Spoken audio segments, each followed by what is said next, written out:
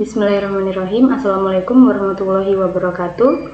Perkenalkan, nama saya Novisa Putri dengan NIM 20240101100004. Saya mahasiswi IAIN Kendari dengan program studi Tadris Matematika Angkatan 2024. Video ini saya buat untuk memenuhi tugas akhir mata kuliah pemrograman komputer.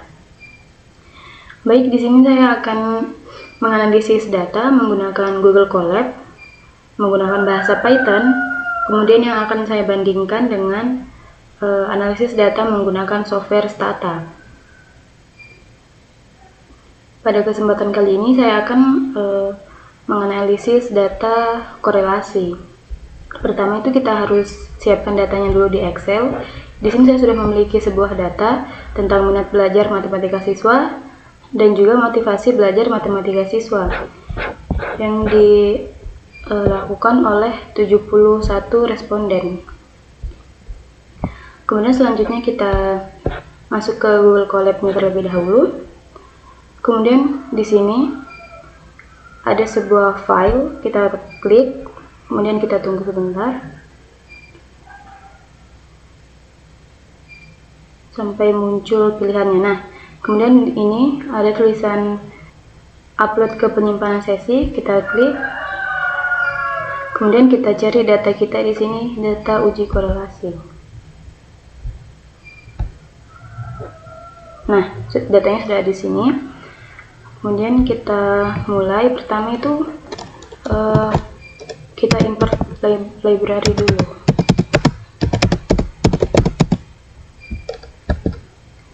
Kemudian kita ketik import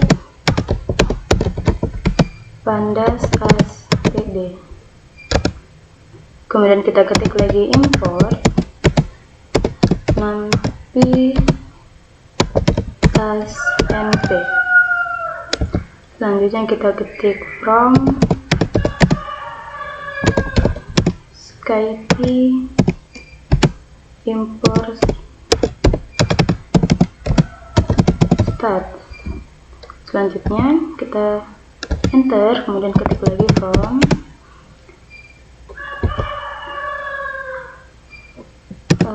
Python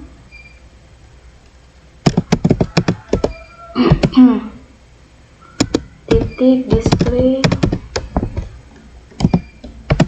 import display.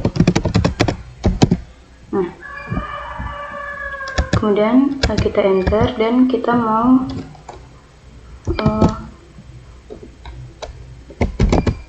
membaca data dari Excel. Ini data yang kita sudah ekspor tadi ya. Kemudian data yang kita ekspor tadi, kita klik titik 3. Kemudian di sini ada pilihan salin jalur, kita klik.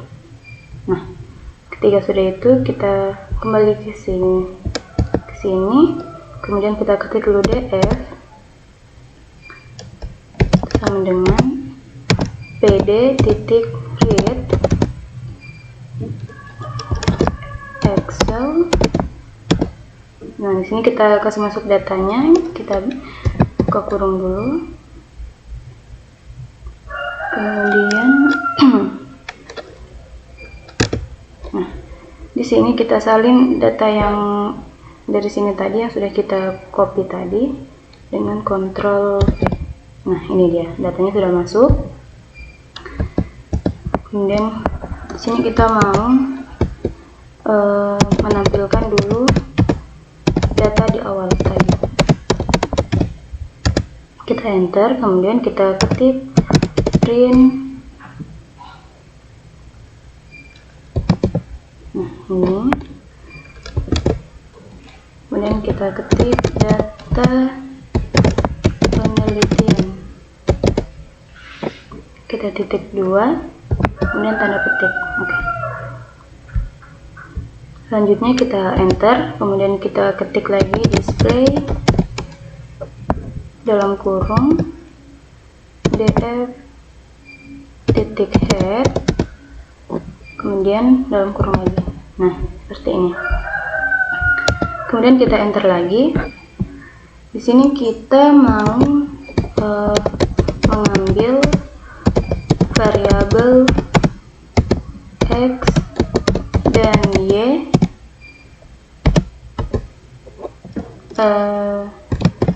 sesuai dengan nama kolom di Excel.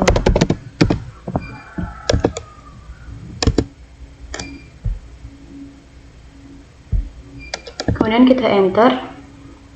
Untuk variabel X sama dengan kita ketik df, kemudian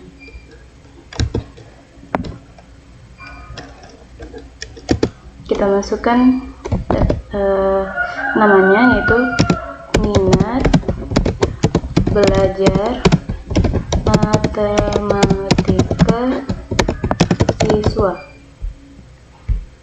Kemudian untuk variabel Y sama dengan kita ketik df, kemudian kita kasih masuk namanya itu motivasi belajar matematika siswa.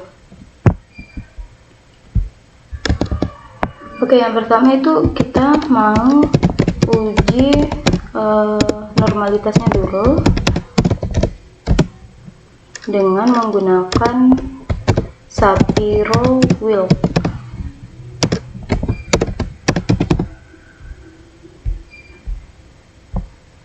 Kemudian kita enter, kita ketik Shapiro X itu sama dengan stat titik Shapiro. Nah, kita kasih masuk variabel Y. Kemudian kita enter lagi, kita ketik Shapiro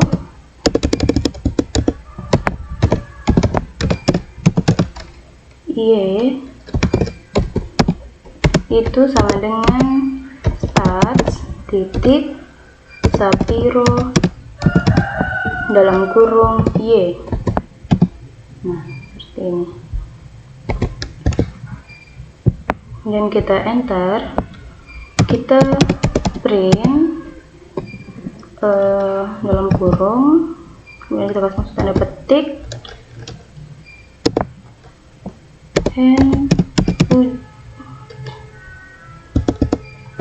uji normalitas Shapiro-Wilk.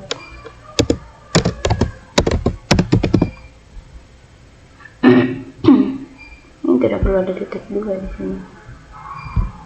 Nah, kemudian kita enter, kita ketik lagi print dalam kurung minat belajar matematika. Nah, kemudian di bawahnya kita enter, kita ketik lagi print dalam kurung statistik sama dengan koma from dalam kurung lagi Shapiro X titik statistik koma 4. Oke. Kemudian kita enter, kita ketik lagi print dalam kurung sheet titik sama dengan di sini kita kasih koma lagi from dalam kurung Shapiro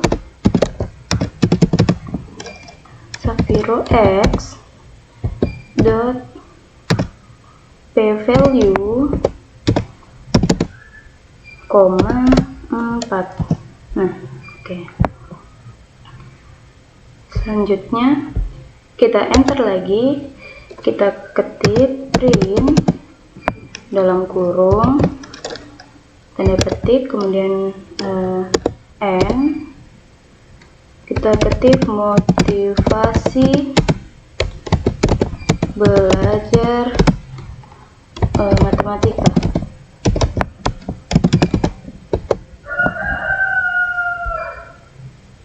Kemudian kita enter, kita ketik lagi print dalam kurung statistik sama dengan, kita koma lagi di sini, rom dalam kurung Sapiro y titik statistik koma 4. Kemudian kita enter, kita klik lagi print dalam kurung sheet titik sama dengan, kita kasih koma lagi di sini, round dalam kurung Sapiro y titik p value nah koma 4. Oke.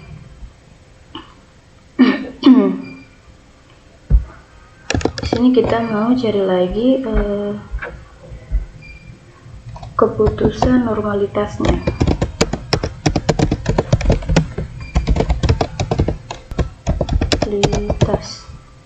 Kita enter, kemudian kita ketik if Sapiro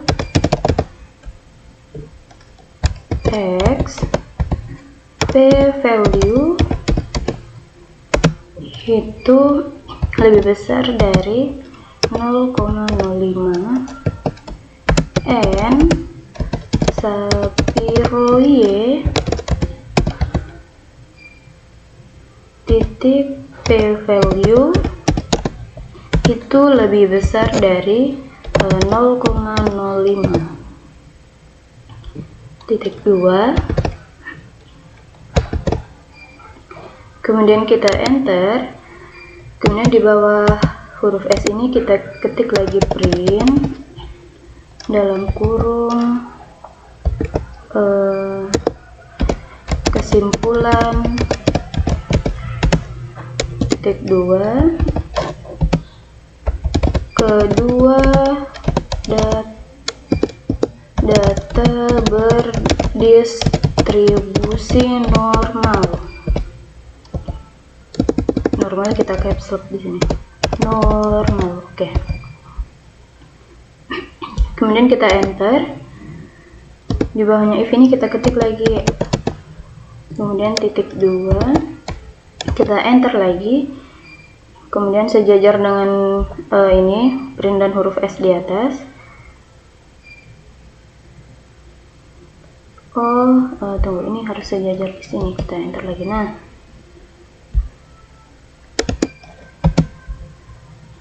kemudian di sini harus sejajar dengan atas juga.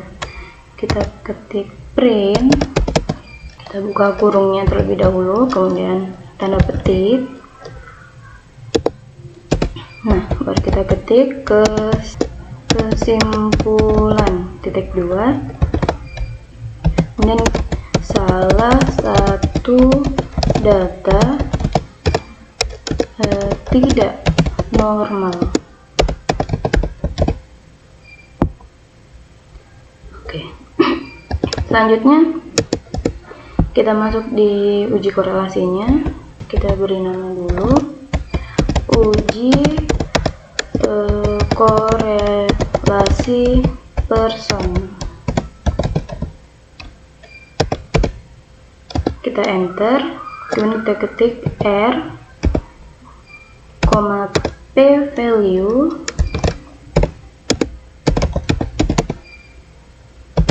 itu sama dengan stats titik person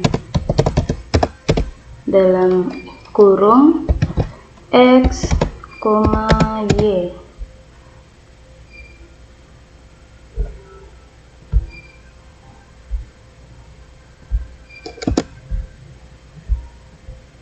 Kita enter, kemudian kita ketik print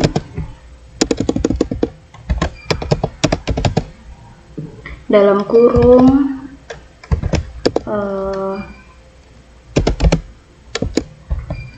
uji korelasi person produk momen. Nah, berarti di sini kita menggunakan uji korelasinya itu menggunakan uji korelasi person produk momen. Karena untuk uji korelasi itu ada beberapa, dan sekarang kita menggunakan person produk momen. Kemudian kita enter lagi, kita ketik print dalam kurung koefisien korelasi dalam kurung R, kemudian sama dengan, kita kasih koma lagi di sini, round dalam kurung R, 4. Selanjutnya di bawahnya kita ketik lagi print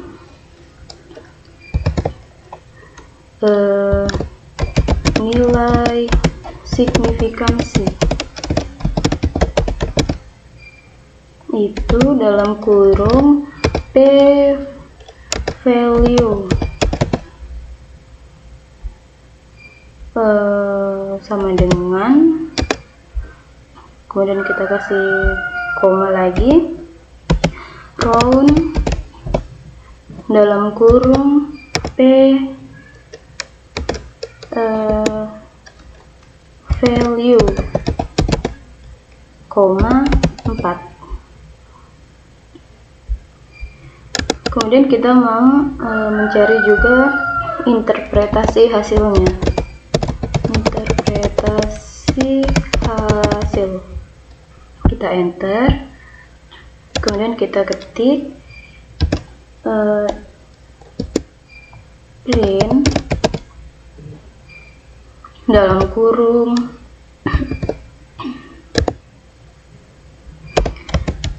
kita ketik interpretasi, titik 2. Kemudian kita enter, kita ketik if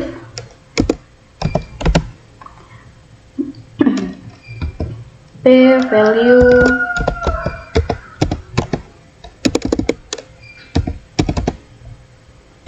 kurang dari 0,05 titik 2. Kemudian kita ketik, kita enter. Di sini kita ketik print dalam kurung karena nilai signifikansi titik kurang dari 0,05.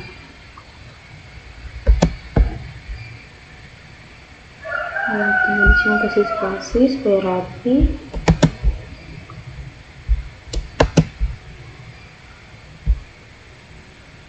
Maka terdapat hubungan yang signifikan. Kita enter. Di sini kita ketik lagi titik 2, enter lagi. Sini kita ketik print dalam kurung karena nilai signifikansi lebih dari 0,05, maka tidak terdapat hubungan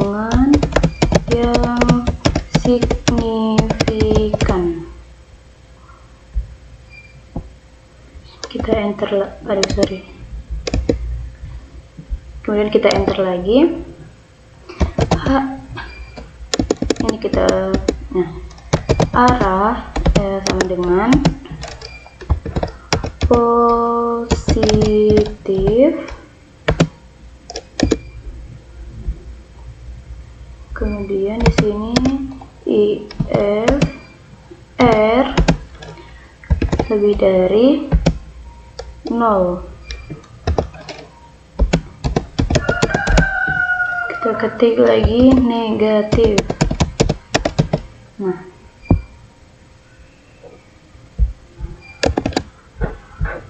Kemudian kita memasukkan dulu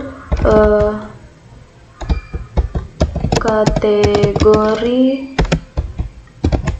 kekuatan korelasi. Kita enter, kemudian kita ketik IF ABS dalam kurung R itu kurang dari 0,20.2. Dan kita enter, kita ketik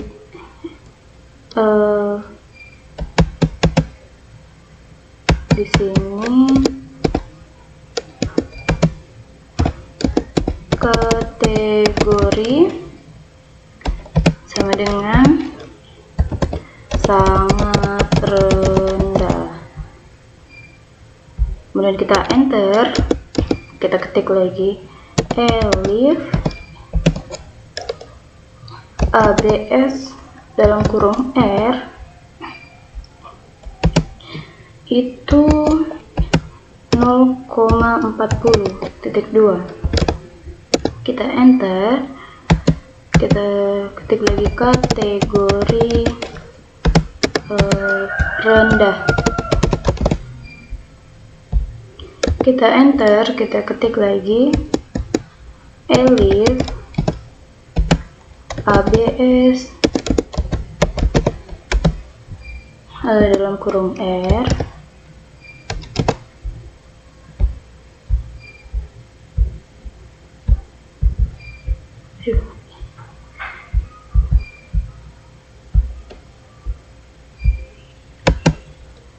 itu kurang dari 0,60.2. Kategori sedang,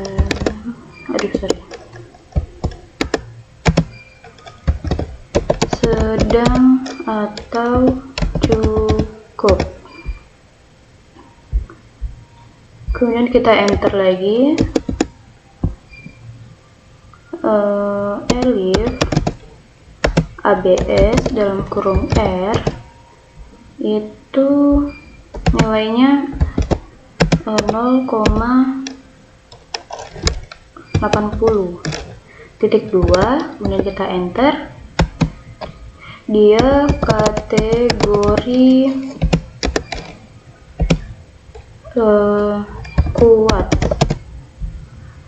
Kemudian kita enter lagi, kita ketik elif, salah, di sini harusnya ini titik 2, kemudian kita enter, kita ketik kategori sangat kuat.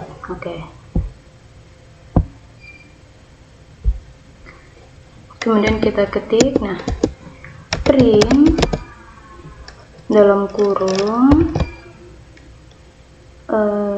F hubungan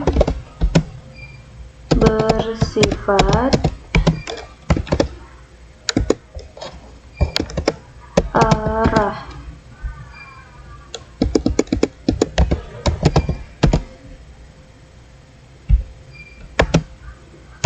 dengan tingkat hubungan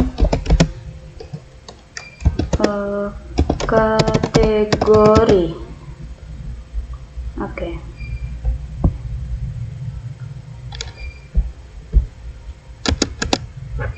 Kemudian di sini kita mau mencari juga ringkasan dalam tabelnya.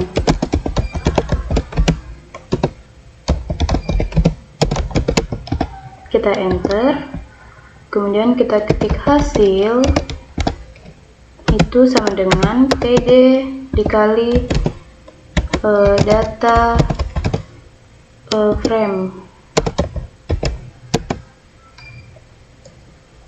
itu buka kurung, kemudian kurung kerawal. Ini kurungnya nggak usah kita tutup, kemudian kita enter lagi.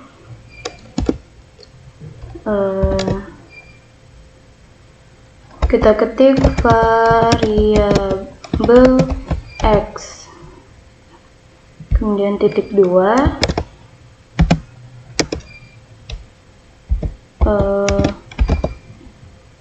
minat belajar matematika. Kita kasih koma di sini, kemudian kita enter lagi, tanda petik, kemudian variabel y, titik 2, motivasi belajar matematika. Kita kasih koma lagi di sini, kita enter, kemudian kita ketik lagi koefisien korelasi dalam kurung R, kemudian titik 2 di sini, round R,4. Kita kasih koma lagi di ujung sini. Oke, kita enter lagi, kemudian kita ketik lagi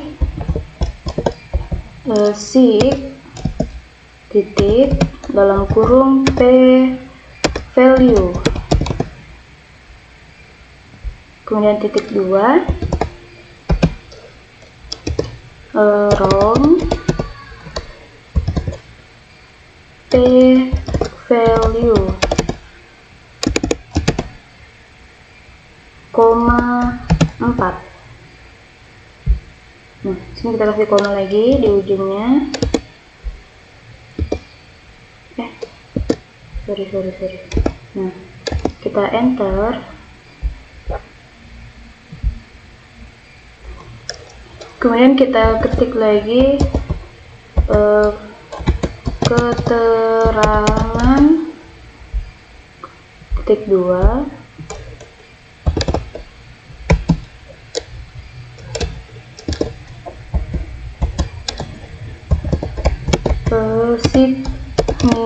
signifikan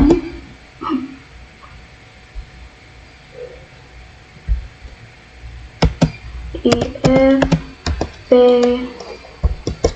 value itu kurang dari 0,05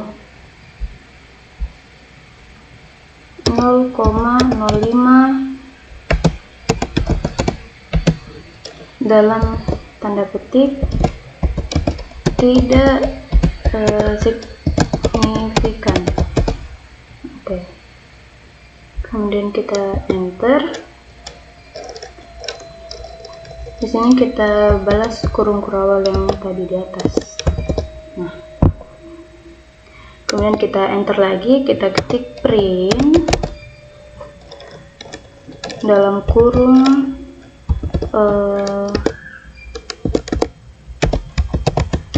ringkasan hasil analisis. Kemudian kita enter, kita ketik lagi display dalam kurung hasil.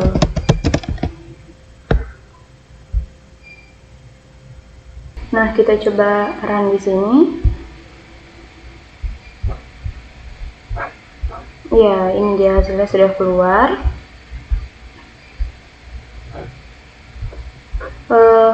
untuk uji normalitas Shapiro-Wilk, di sini minat belajar itu statistiknya 0,981, kemudian signifikansinya itu 0,359.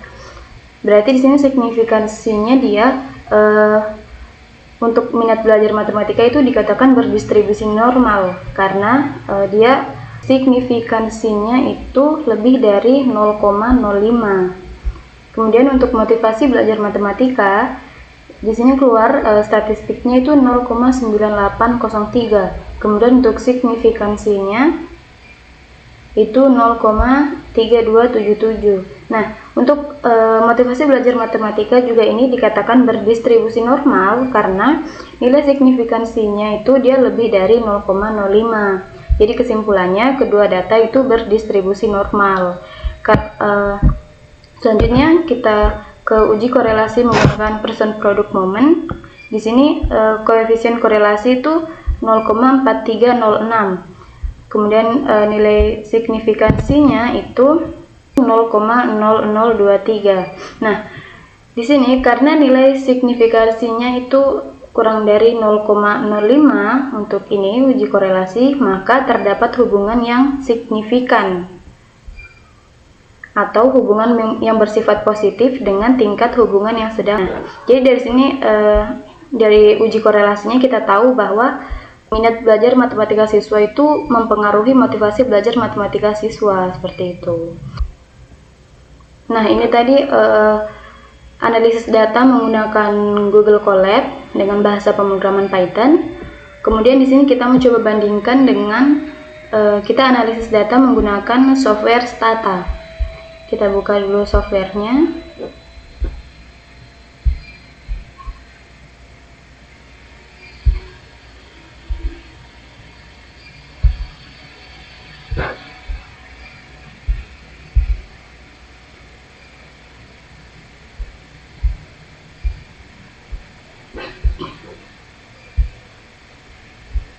Nah, di sini data yang saya punya di Excel tadi kita copy, tapi kita copy datanya saja, nggak usah judulnya. Kita copy, kemudian kita masuk ke Stata, kita klik ini data editor, kemudian kita simpan di baris pertama, kolom pertama, kita paste di sini. Nah, seperti ini. Kemudian selanjutnya kita ganti untuk nama variabelnya. Untuk variabel 1 kita ganti menjadi X. Kemudian labelnya kita ganti menjadi minat belajar. Kemudian untuk variabel 2-nya kita ganti menjadi Y.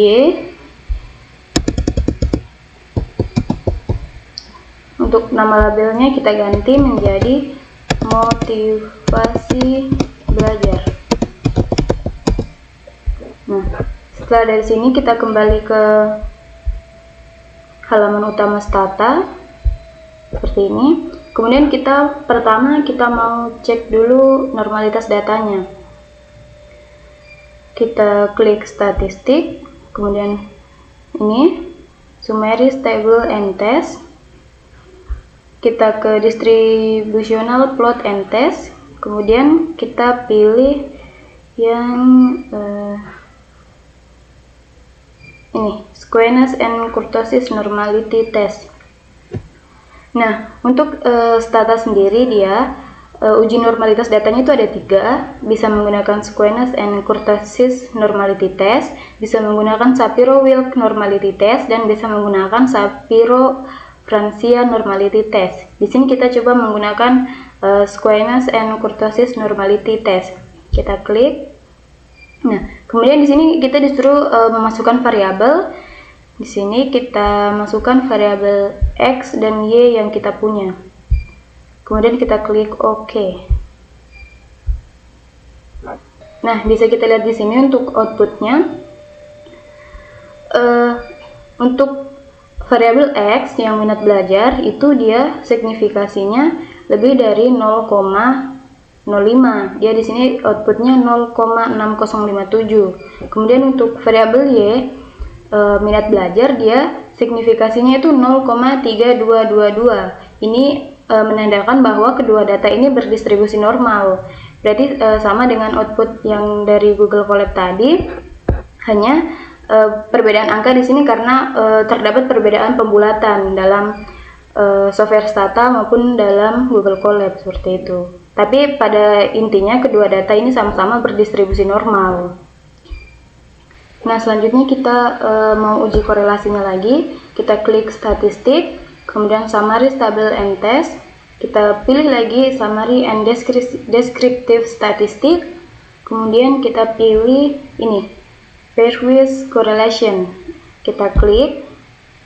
Nah, di sini disuruh memasukkan lagi variabel. Jadi kita masukkan variabel yang kita punya tadi, variabel X dan variabel Y. Kemudian kita centang untuk ini print significance level for each entry. Kita klik, kita centang di sini ya. Kemudian kita klik OK. Nah, ini dia hasil outputnya sudah keluar.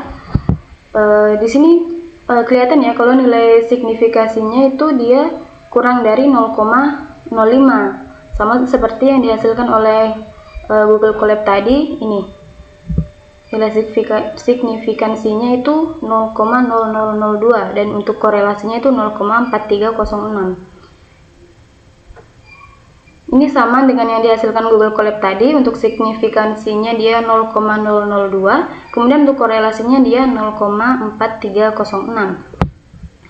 Nah, karena signifikansinya ini kurang dari 0,05, maka data dikatakan terdapat hubungan yang positif atau terdapat hubungan yang signifikan antara minat belajar matematika dan motivasi belajar matematika.